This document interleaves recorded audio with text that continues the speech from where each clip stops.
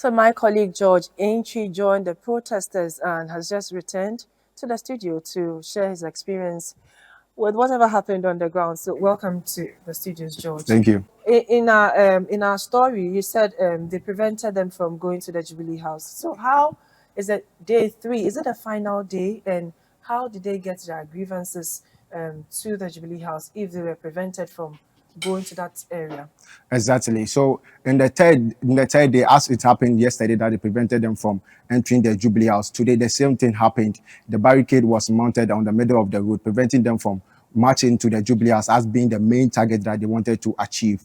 I spoke to lead convener of Face the Country, Oliver Pakavamawa, who said they'll keep on demonstrating until they get the green light, until the barricade is open for the protesters to submit their whatever they want to the Jubilee House, to telling the government what they should do to help the ordinary Ghanaians, to make sure that the structures or the main things are put in place to curb the economic crisis or eradicate the economic crisis in which the ordinary Ghanaians are going through. When they got to the barricade, the police prevented them from going or marching beyond the barricade to the Jubilee House. They marched back to the runabout of the 37 military hospital. From then, at the back of the 37 military hospital, that road that leads to when you are going to the DVLA office was also barricaded. So now, like, the four corners of the road has been barricaded. They are in the center of the runabout, which has caused a heavy traffic at 37, which is a very, very big worry. I spoke to some celebrities like Efio Odo, MJ, the comedian, Kojo Sheridan, who's a YouTuber. And one thing that is very, very much worrying for them is that there's also going to be a new introduction of taxes on bloggers and social media influencers, which they also spoke about, is that the government is not creating any revenue, the government is not creating any job for them, but rather the government is finding different means of taxing them higher, and which they think is very, very appalling, because the government is not providing revenue, it's providing enough job for the youth, but rather is looking for other ways to tax the ordinary Ghanaians.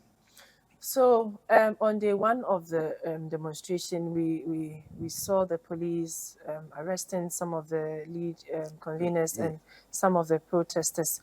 Today was day 3. What's different from day 1 and today? The one that 49 about the protesters were arrested and they were detained and released at the same day.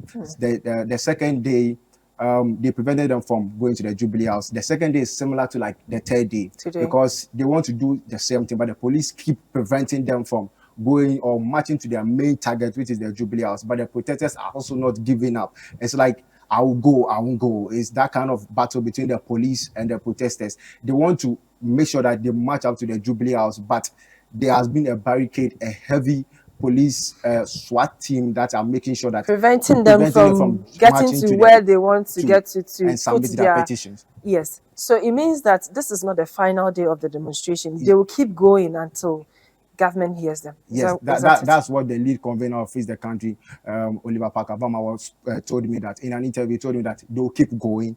They haven't stopped. Most of the influencers or the people that I even interviewed, they said they will keep going. They will keep protesting until their voice is heard or until something is done, or there's a government official that maybe comes from the Jubilee House to maybe come and maybe take their petition, or maybe for them to submit whatever they have to the government, for the government, because they said they are tired of the economic crisis that is going on, hardship and job employment, a lot of things are going on for them. It's very, very, very difficult for them. So they will keep protesting until their voice is heard by the officials. Thank you very much, George. George Aintree is my colleague, and he joined the protesters on day 3 of the Occupy Jubilee House protest.